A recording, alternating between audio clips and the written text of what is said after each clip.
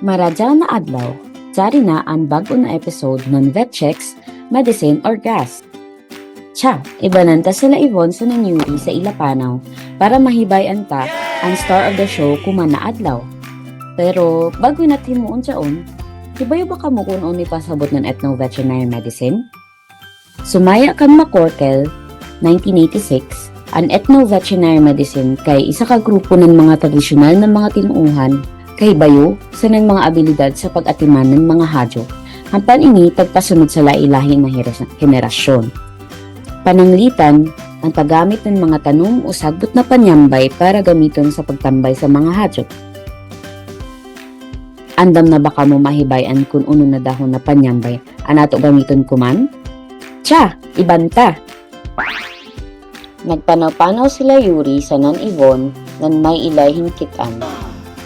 Nakilayan nila si Maki na isa ka mag-uuma hampan nakitaan nila ang isa kasagbot na tapad sa ija.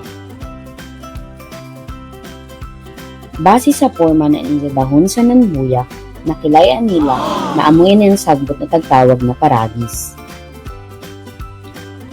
Ang Ileucine indica na mas kilaya sa tawag na paragis kay isa ka uri ng sagbot na panyambay na mahanap sa mga tropikal na nasod haod ng Pilipinas. Gamiton ni siya sa pagtambay ng ato mga binuhi na hadjop kung sila magkalibanga tungod sa mga bitok, hilo o sa pagbagunan ilang mga kinaon. Ang mag-uuma na si Maki, nagkabuyong na pwede ba dyan paragis para sa pagtambay ng isa mga binuhi na hadjop. Nangutana dadyon siya sa ila Yuri sa nan Yvonne kung unhun ni siya paghimo ng taglaong na tambay. Nauna-hunaan ni Yuri na maghimo ng paragis sa decoction hampan tangimbitar ni Jan ija tanan mga kilaya. Amoy ni anato mga kinahanglanon sa paghimo ng paragis decoction. Bagong kinuha ng mga dahon ng paragis, 50 to 60 ml na syringe, 300 ml na botelya imbudo sa yaan, sanan syempre anato lutuan. Una nato himuon kay hugasan nato ang mga dahon sa limpyo na tubig para matangtang ang mga abog sa nanlupa. Sunod, pinuhon paghiwa ang mga dahon ng paragis tapos ibutang anay sa kilid. Hampan, magpainit ng tubig sa hain. Sakto, sa kalan. Tapos, huyato na mabukal ang tubig. Tumubukal na ang tubig, ibutang ang mga hiniwa na dahon sa lutuan hampan ato pabukalan ng 15 minutos hangtod 20 minutos. Huyat anay!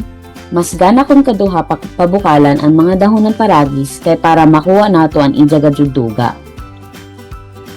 Pag human nato makuha ang duga, gikan sa dahon, ato patignawon ng pila ka minuto sa nato tagpabukalan. Hampan, kung dili na kung pasok karadyaw, ato ibalhin sa limpyo na butangan haod ini. Tapos, hinay-hinay nato ibalhin gamit ang imbudo sa nansayaan.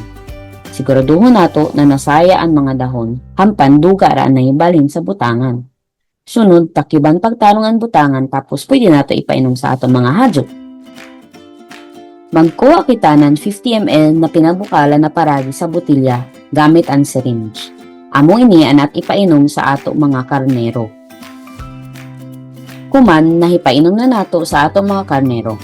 Di nato kalimtan na dapat maajag kita sa pagpainom sa nang dapat saktang pagkahawit sa hadyo. Amo jaon, amura ini kadali ang paghimo ng tambay gikan sa sagbot sanan ang pagpainom sa ato mga binuhi na hadyo. Arang ka mapasalamaton si Maki na mag-uuma sa kan Yvonne sa nanyuri kay ila siya tagtudloan na pwede ba dyan paragi simuo na tambay sanon kung uno'y mahitabang min ini sa iban na dyan sa mga binuhi na hadyo. Kuman, nakatunan nato iban sila Yvonne sa nanyuri kung uno ang ethno-veterinary medicine. Ug sa kuman makalaong kita na ang paragis tinuod na sagbot na panyambay. Niabot na ta sa katapusan ng ato episode ng Vet Checks, Medicine or Gas. Iba ni kami sa sunod namo na pagdiscovery ng world of ethno-veterinary medicine.